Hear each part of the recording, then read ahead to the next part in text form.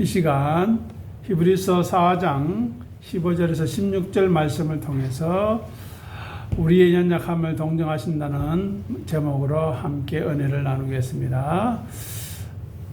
먼저 15절을 보시면 우리의 연약함에 대해서 이야기하고 있습니다. 왜 우리는 이렇게 연약할까요? 왜 우리는 이다지도 나약한가 하는 것입니다. 우선 인간의 연약함이 무엇일까요? 그것은 바로 우리가 가진 육체적, 정신적 한계 때문일 것입니다. 우리 육체는 무한하지 않습니다. 질병이 들고 시간이 지나면 이 세상을 반드시 떠나야 합니다. 정신도 마찬가지입니다. 우리가 그동안 잘 견뎌왔고 잘 이겨왔고 잘 지내온 것은 하나님 은혜로 말미암아서 그렇지, 예배가 없었다면, 말씀이 없었다면 우리가 견뎌왔겠는가 하는 생각을 합니다. 그래서 이 연약함은 힘이 없다는 말입니다. 질병에 걸릴 수 있다는 말입니다. 그리고 언제든지 넘어질 수 있다는 말입니다. 물론 개인적으로 느끼는 각자의 특수한 상황을 적응해봐도 무방할 것입니다. 이 연약함은 죄 자체를 말하는 것이 아닙니다. 인간이기 때문에 가질 수밖에 없는 근본적인 결핍과 한계를 뜻하는 것입니다. 예를 들면 이렇습니다. 육체적 한계가 무엇이 있을까요? 우리는 일을 많이 하거나 운동을 많이 하면 피곤합니다. 먹지 않으면 배가 고픕니다. 마시지 않으면 목이 마릅니다. 또 시간이 지나면서 질병이 들립니다. 그것으로 인해서 고통스럽습니다. 그리고 마지막으로 죽음 앞에서 느끼는 무력감, 죽음 앞에서 죽음을 비껴나갈 사람은 없기 때문입니다. 다음으로 정신적인 한계를 한번 생각해 보십시오. 외로움, 슬픔, 걱정, 공포심, 근심, 스트레스 등 여러 가지가 있습니다. 예수님께서도 이 땅에 오셨을 때 이 모든 인간의 한계를 직접 겪으셨기 때문에 우리의 사정을 깊이 이해하신다, 체휼하실 수 있는 분이라는 것을 오늘 본문이 이야기해 주고 있습니다. 다음으로 우리의 연약함은 유혹, 시험에 노출되기 쉬운 상태에 있다는 것입니다. 우리가 살아가는 이 세상은 사단 마귀가 역사하는 삶의 자리입니다. 흑암과 죽음의 권세가 활개를 치는 곳입니다. 그래서 우리의 연약한 육체와 정신적인 한계 때문에 그와 맞물려서 어떤 때는 시너지 효과가 일어납니다. 아픈데 더 아프고 힘든데 더 힘드는 엎친 데 겹친 격으로 어려움이 올 때가 많이 있습니다. 그 원인이 무엇인가를 제가 생각해 보니까 항상 원인은 창세기 2장 17절로 갑니다. 우리가 잘 아는 말씀이죠. 선악과를 알게 하는 나무의 열매는 먹지 말라. 네가 먹는 날에는 반드시 죽으리라 하셨습니다. 그런데 아담과 하와가 이 하나님의 뜻을 제대로 헤아리지 못했던 것 같습니다. 또 그 말씀에 순종하지 못했던 것 같습니다. 창조주 하나님의 생명을 그래서 온전하게 이해하고 받아들일 수 없는 죽음의 나락으로 떨어지게 된 것입니다. 먹는 날에는 반드시 죽으리라 하신 하나님의 말씀을 저버리고 뱀의 말을 들어버렸습니다. 죽을까? 그런 생각에 빠져드는 겁니다. 죽으리라 하셨는데 죽겠나? 안 먹어봐서 모르겠는데 그런 불확신과 의심의 마음을 집어넣었던 것입니다. 그래서 결국 그들은 하나님의 말씀보다 자기 속에서 나오는 욕심, 하나님처럼 된다고 하고 죽지 않는다고 하니 먹어볼까를 넘어서 먹어버린 것입니다. 그래서 하나님의 명령을 거역함으로 타락하여 하나님과의 만남이 깨어져 버렸습니다. 아담아 네가 어디 있느냐 하시는 말씀을 더 이상 들을 수 없었습니다. 그리고 이제 스스로의 힘으로는 하나님 앞으로 나아갈 수 없는 엄청난 담이 타락한 인간과 하나님 사이에 생기므로 중재자가 절실한 그런 형편이 되었던 것입니다. 그래서 오늘 본문에서 이야기하는 대제사장이라는 존재의 필요성 자체가 우리가 영적으로 얼마나 연약한지를 증명하는 것입니다. 다시 말해서 우리는 우리 스스로의 의지나 노력으로는 하나님 앞에 나아갈 수도 없고 온전히 설 수도 없고 끊임없이 넘어지는 존재라는 것입니다. 그리고 특히 성경에서 구약에서 말하는 율법은 하나님 앞에 서기 위한 조건을 제시합니다. 어떤 조건입니까? 내가 거룩하니 너희도 거룩하라는 것입니다. 그 거룩함이 없으면 하나님 앞에 나아갈 수 없었습니다. 그래서 인간은 타락한 이후로 태생적으로 죄의 본성과 성향을 가지고 있기 때문에 아무리 선한 의지를 가지고 노력해도 하나님의 요구를 100% 완벽하게 그 기준을 충족시킬 수 없는 것입니다. 이것은 단순히 의지가 약해서 실수를 한다는 말이 아닙니다. 스스로를 구원할 능력이 완전히 결여된 상태를 뜻하는 것이 연약함입니다. 타락한 인간이 아무리 착하게 살려고 노력해도 또 그렇게 남들보다 괜찮은 삶을 산다고 해도 그 수고와 노력만으로는 결코 하나님이 원하시는 의의 수준에, 거룩의 수준에 도달할 수 없다는 절망적인 현실이 바로 연약함입니다. 그래서 타락 이후에 태생적으로 죄의 본성과 죄의 성향을 가지고 있다는 것이 무엇을 뜻하겠습니까? 마치 높은 곳에서 물건을 떨어뜨리면 물건이 아래로 떨어지는 것이 자연스러운 것처럼 우리의 인간의 마음과 생각은 가만히 놔두면 선보다 악으로 좌로나 우로나 치우친다는 것입니다. 그런데 자기가 좌로 치우쳤는지 우로 치우쳤는지도 모르고 또 자기가 우로 치우쳤던 좌로 치우쳤던 그것이 정당하다고 올바르다고 이야기합니다. 잘못된 것입니다.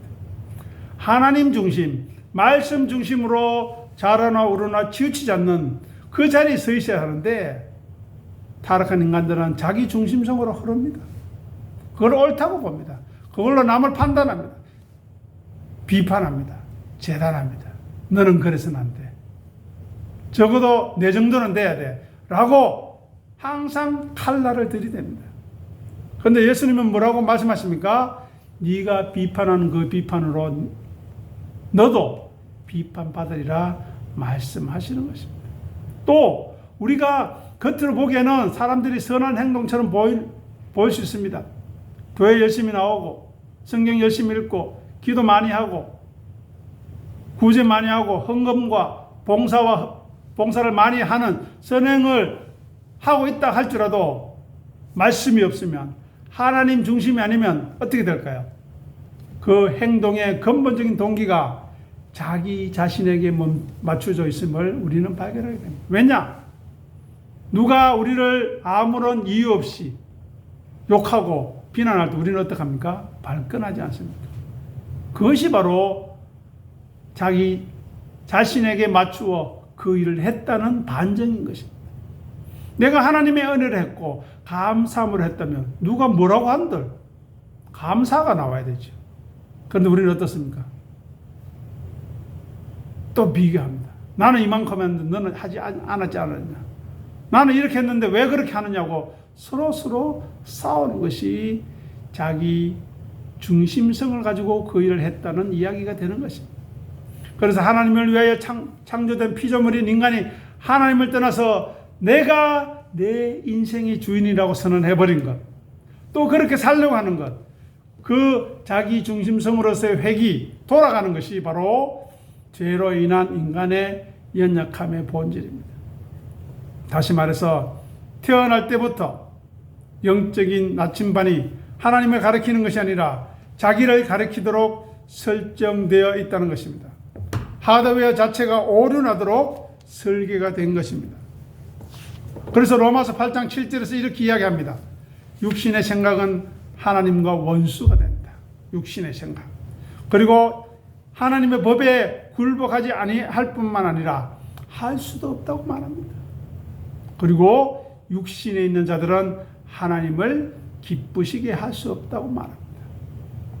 육신에 있는 자들이 아무리 선한 것, 좋은 것, 아름다운 것을 하나님 앞에 내어놓는다 할지라도 그것은 하나님과 원수되는 것입니다. 그래서 타락한 인간 안에는 거룩하고 선한 하나님의 법인 진리의 말씀, 즉 자기를 부인하고 자기 십자가를 지라는 하나님의 말씀, 누구든지 나를 섬기려면 나를 따르라는 예수님의 말씀을 부담스러워하거나 싫어합니다. 왜 자꾸 죽으라고 하나? 왜 자꾸 나를 힘들게 하나? 왜 자꾸 나를 긍정하지 않고 부정하라고 하냐? 싫어합니다. 대신에 세상의 즐거움과 탐욕을 더 사랑하고 좋아합니다. 그런 뒤틀린 욕망이 우리의 마음과 생각에 자리 잡고 있습니다. 잘한다 해야 좋아하지. 잘못해도 잘한다 해야 좋아하지. 그것은 하나님이 기뻐하시는 것이 아닙니다. 그것은 하나님의 심판을 초래하는 일입니다. 그것은 하나님이 싫어하시는 일입니다. 라고 말하면 싫어한다는 것입니다.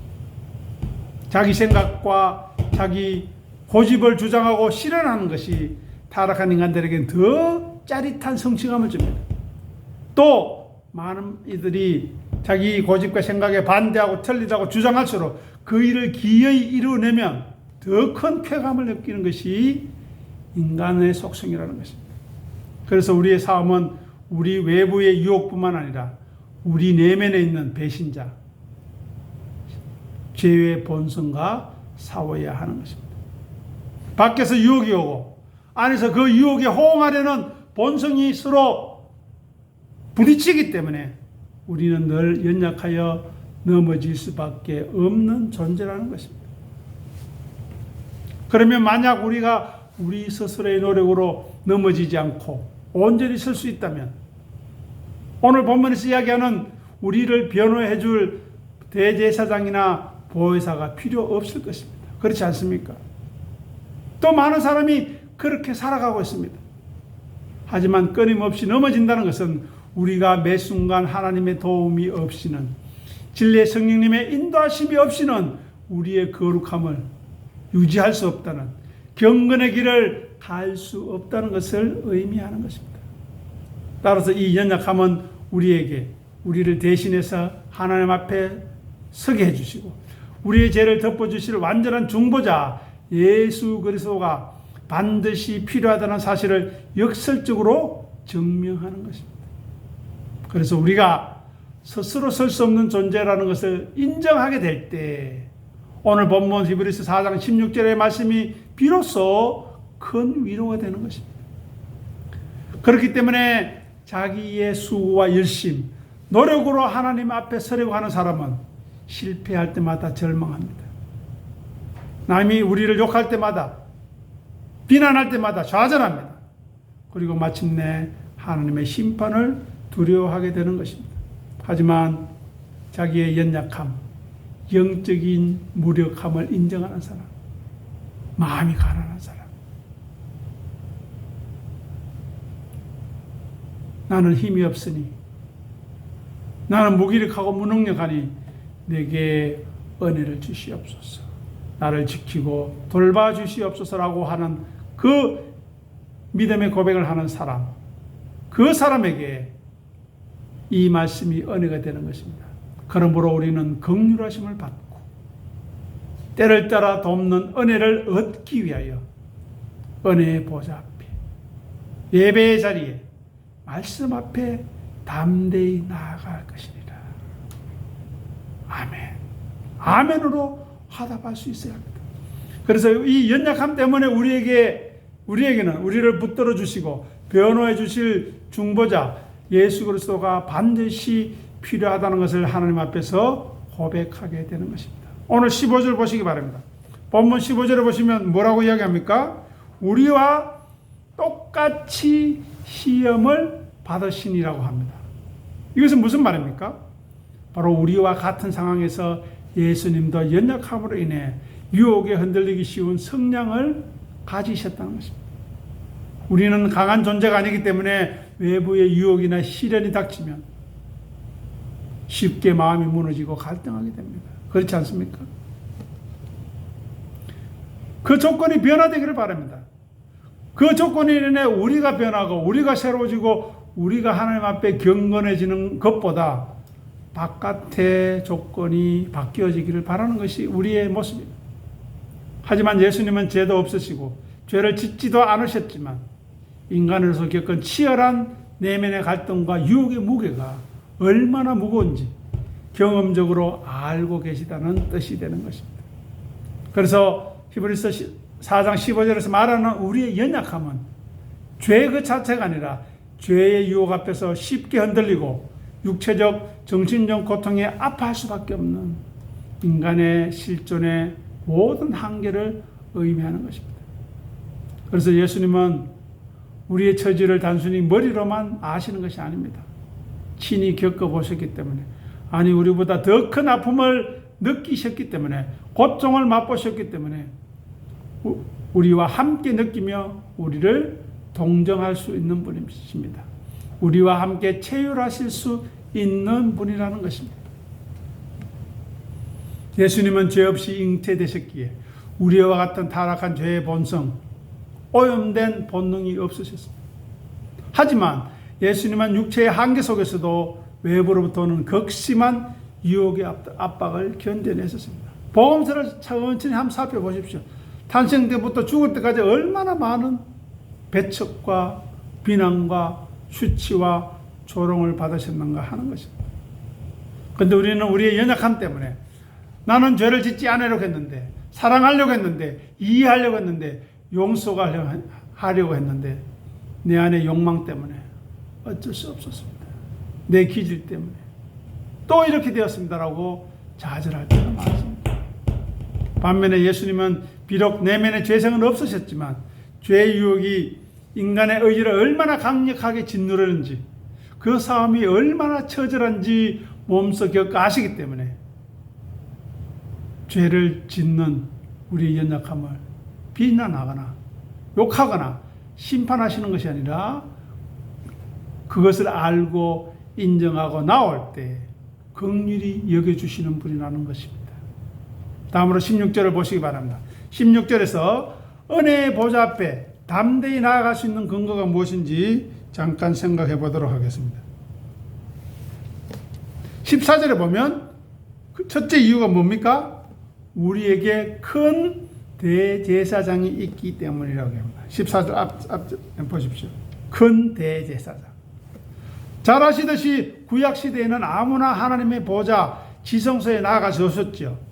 어떻게 나아갔습니까? 오직 대제사장만 1년에 한 번, 딱 한 번 대속죄일의 두려움 속에서 나아갔습니다. 그리고 옷 깃에 방울을 달아서 그 소리가 들리면 아, 살아있구나. 죽었으면은 줄로 잡아 당겼던 거. 왜? 다른 사람이 들어갈 수 없기 때문에. 그런데 이제는 상황이 완전히 바뀌어 버렸습니다. 예수 그리스도의 십자가의 피를 믿고 예수님을 섬기고 따르는 심령들은 성천하셔서 하늘에 계신 예수님께서 우리의 대제사장이 되어 이미 하나님 우편에 앉아 계심을 바라보고 믿고 있는 심령입니다. 그래서 예수님이 십자가로 우리의 죄 문제를 완전히 해결하시고 하나님께로 나아가는 길을 활짝 열어놓으셨다는 것을 믿으며 살아가게 된 것입니다. 그래서 우리의 실수와 실패, 우리의 어리석음과 못남, 우리의 연약함과 무기력함으로 빚어지는 수많은 문제 앞에서 그 결과에 대해서 우리가 고백하고 용서를 구할 때 우리를 용서해 주시고 회복해 주실 것을 알기 때문에, 물론 그 죄가는 다 치러야 하지만 우리를 회복시켜 주실 것을 알기 때문에 그 인도하심을 따라 늘 예배의 자리를 사모하는 것입니다. 은혜와 진리의 말씀과 성령님의 역사를 갈급해 할 수 있는 것입니다. 우리 뒤를 봐주는 가장 높고 든든한 보증이니 하늘에 이미 계시기 때문에 우리는 쫓겨날 걱정 없이 긍휼하심을 받고 때를 따라 돕는 은혜를 얻기 위하여 은혜의 보좌 앞에 담대히 나아갈 수 있는 것입니다. 다음으로 15절에 근거하면 우리가 은혜의 보좌 앞에 담대히 나아갈 수 있는 이유가 이것입니다. 바로 예수님이 우리의 아픔을 깊이 아시는, 체휼하시는 분이시기 때문입니다. 연약함을 동정한단 말이죠. 만약에 하나님의 보좌에 앉아 계신 분이 인간의 고통을 전혀 모르는 냉철한 재판관이라고 생각해 보십시오. 요즘에 우리 사법관들도 문제가 있는데요. 공부 잘해서 시험 잘 쳐서 점수 높은 사람만 띄어서 법관이 됩니다. 그들이 사회생활에 대해서 모릅니다. 또 경험하고 하지도 않습니다. 그리고 어렵고 힘든 사람에 대해서 귀 기울이지 않아요. 그러니 지금 우리나라에서 벌어지는 재판에 이상한 재판들이 많이 나옵니다. 왜냐하면 그들이 서민들의 아픔과 눈물을 모르기 때문입니다. 만약 예수님이 그런 분이라면 우리는 두려워서 나아갈 수 없습니다.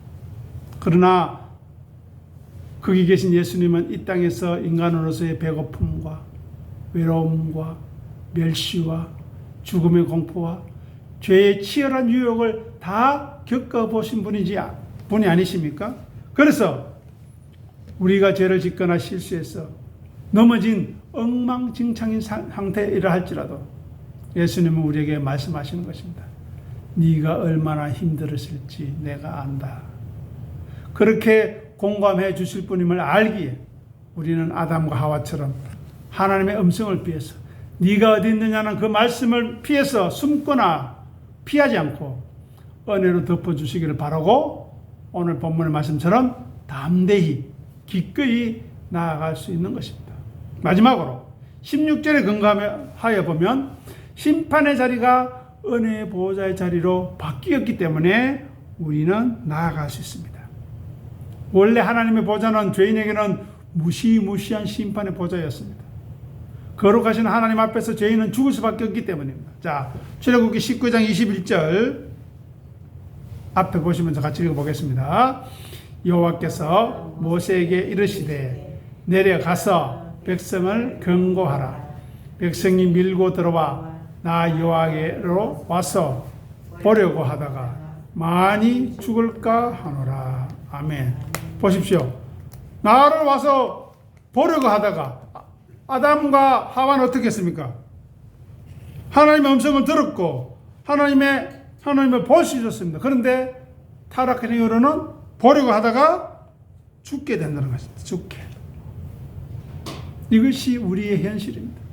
이렇게 경고하시는 것은 하나님의 거룩함과 인간의 타락의 죄는 양립 불가하기 때문입니다.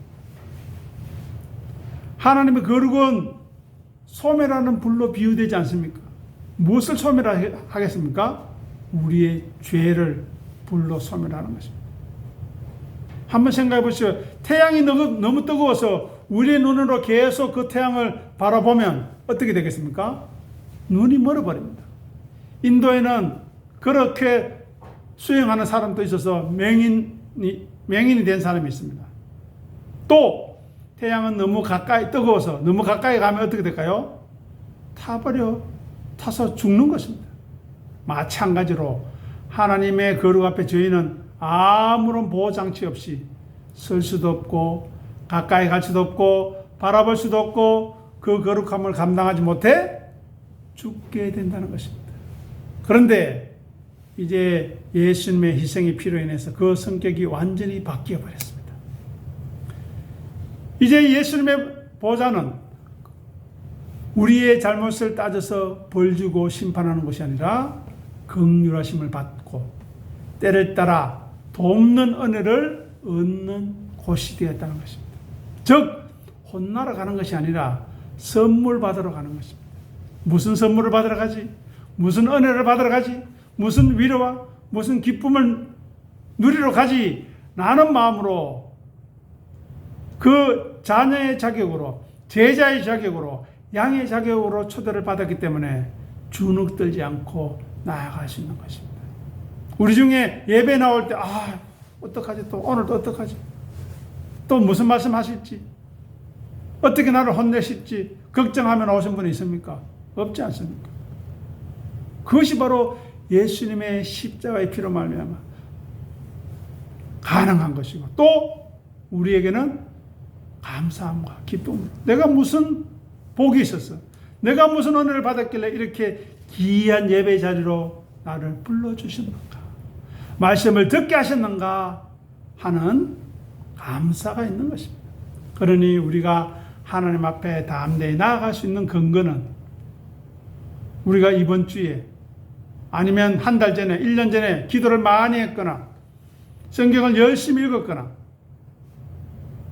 그래서 한 것이 아니라 죄를 덜 지어서 나의 공로 때문이 아니라는 것입니다. 오직 우리의 연약함을 다 아시고도 우리를 사랑하시는 완전한 대제사장이신 예수님이 우리를 맞아 주실 것이라는 믿음, 그것이 유일하고도 강력한 근거가 되는 것입니다. 그래서 오늘 본문의 말씀처럼 히브리 기자는 이야기합니다. 두려워 말고 담대하게 확신을 가지고 거침없이 나아가라는 말씀으로 우리를 권면하고 위로하는 것입니다. 그러면 다음에 4가지 질문을 통해서 우리 스스로에게 물어보고 우리는 과연 그러한지 생각해보고 마치도록 하겠습니다. 첫 번째입니다. 우리는 우리의 연약함 때문에, 못남 때문에, 어리석음 때문에 두려워하여 숨고 피하고 있습니까? 어떻습니까? 두 번째, 타락한 인간의 연약함이 왜 주어지게 되었는가? 그 근본적인 이유를 잘 알고 있습니까? 그래서 말씀으로 그것을 채워나가기를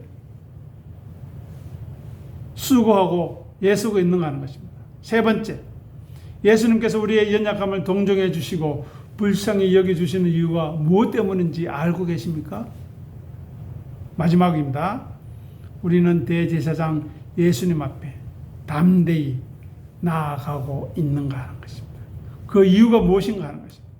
이 4가지 질문에 진실하게 대답할 수 있을 때 우리는 오늘 함께 나누었던 히브리서 5장 15절에서 16절 말씀이 우리에게 위로와 능력과 힘으로 다가오게 될 것입니다. 이 은혜가 우리 가운데 풍성하기를 간절히 소원합니다. 기도하겠습니다. 아버지 하나님, 은혜를 감사합니다.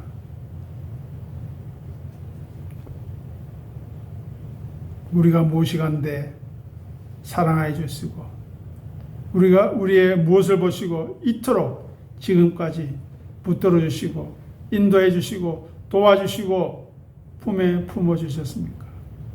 그것은 바로 우리 주 예수 그리스도의 보혈의 피를 믿는 믿음, 그리고 그 믿음을 은혜로 선물로 주신 하나님의 아버지에 대한 감사가 이유요, 원인이요, 모든 것임을 저희들이 알고 고백하며 찬송하며 기뻐하며 감사를 드립니다. 오늘 히브리서의 이 귀한 말씀이 우리에게 위로와 은혜가 되게 도와주시옵소서. 담대히 은혜의 보좌 앞에 나아가는,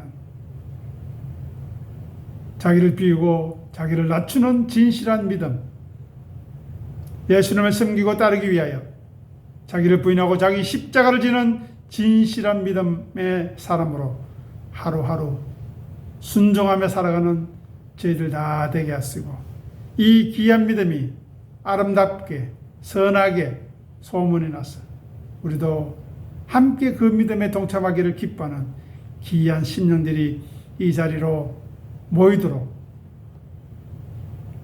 주께서 그 이름을 부르시고 함께 예배하며 함께 우리 하나님의 이름을 높일 수 있도록 도와주시옵소서. 감사하며 우리 주님 예수 이름으로 간절히 기도드립니다. 아멘.